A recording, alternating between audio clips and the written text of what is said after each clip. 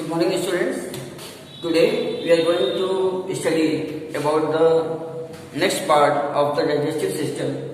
Till now we have studied about the small intestine up to small intestine, so that how the digestion of the food occur in the small intestine, like bile help in the emulsification of fat, then pancreatic juice. They have the different components which help in the digestion of the food. After that, digestion of the food, complete digestion of the food in the small intestine, the food, the undigested food or the waste material food, it reaches to the large intestine. So the large intestine has three important parts. So one is the cecum, another one is the colon, and the third one is the rectum. These are the three parts of the small intestine. तीन part होते हैं small intestine के, एक cecum, एक colon and एक rectum, जो anus की तरफ होता है। अब आप आइए इनके what the conditions they have.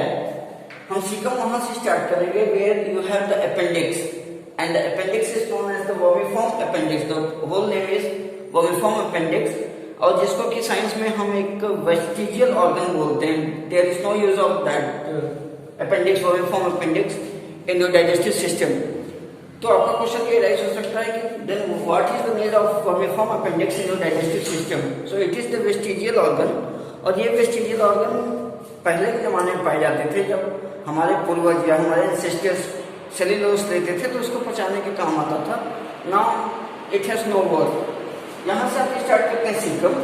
Caecum के बाद ये वाला जो हिस्सा होता है अपेंडिक्स की तरफ से, that one is known as the ascending colon. Okay, then this one आपके इंटेस्टाइन के इस पार्ट को ये बोला जाता है दैट इज द कोलन। फिर ये कोलन जिधर रेक्टम की तरफ आता है, that one is known as the descending colon, and the rectum opens into the anus. And what the anus has, the anus has anal sphincter muscles. You remember this one, it has anal puncture muscles. Okay, this anal sphincter muscles help to expel out the waste material from your body. Okay, this one. So what is the function of large intestine? The function of the large intestine is that what are the waste materials present in the body, in your body, that food which undigested food reaches to the large intestine. The large intestine absorbs the water and other things in large intestine, and the solid waste material are put here towards the rectum, which is exited out from your body. Okay, so this large intestine or the small intestine, they have the inner space also. And what are this inner space known as? The inner space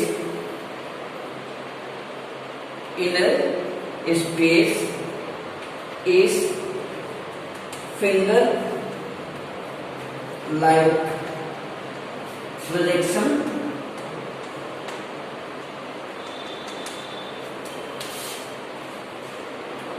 known as villi or microvilli।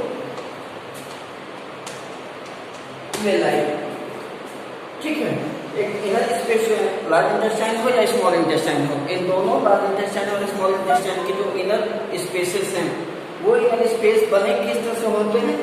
इस तरह के finger like projection present होता है आपके body के अंदर। और ये फिंगर लाइक प्रोजेक्शन करता क्या है?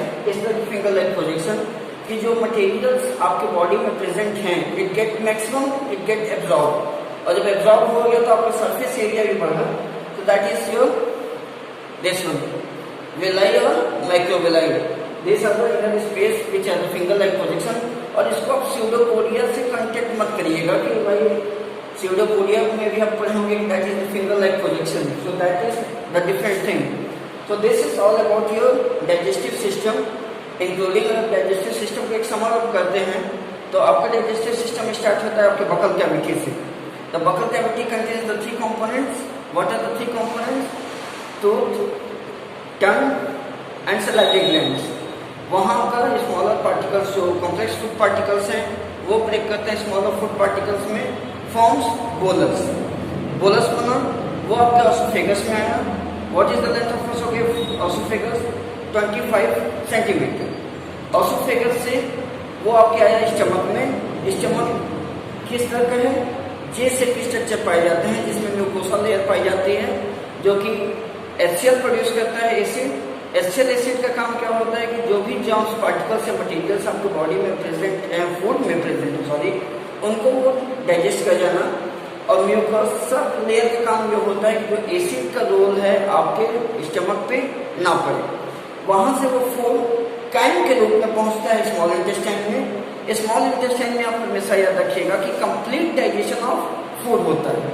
कंप्लीट डाइजेशन ऑफ फूड जब होगा तो उसमें क्या होगा कि आपके पैनक्रियाटिक जूस और आपके बाइल्स ये दोनों आपके आते हैं डोनेडम में, और डोनेडम में जब रिप्रेजेंट होते हैं तो ये कंप्लीट डाइजेशन ऑफ फूड में मदद करते हैं। जैसे कि पैनक्रियाटिक जूस हेल्प करता है ब्रेकडाउन ऑफ फूड के लिए और बाइल मदद करता है ब्रेकडाउन ऑफ फैट के लिए। स्मॉल इंटेस्टाइन से जो अनडाइजेस्टेड फूड पार्टिकल्स हैं वो पहुंचते हैं आपके लार्ज इंटेस्टाइन में। लार्ज इंटेस्टाइन आपको 3 पार्ट्स में ब्रेकडाउन है, caecum, kolam and rectum.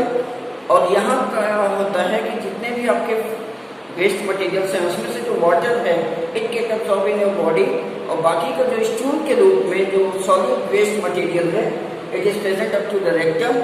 Rectum के पास एक एनल स्पंचर मसल्स होता है। ये एनल स्पंचर मसल्स क्या करता है कि आपके वेस्ट मटेरियल को लेट आउट करता है एनस से बाहर।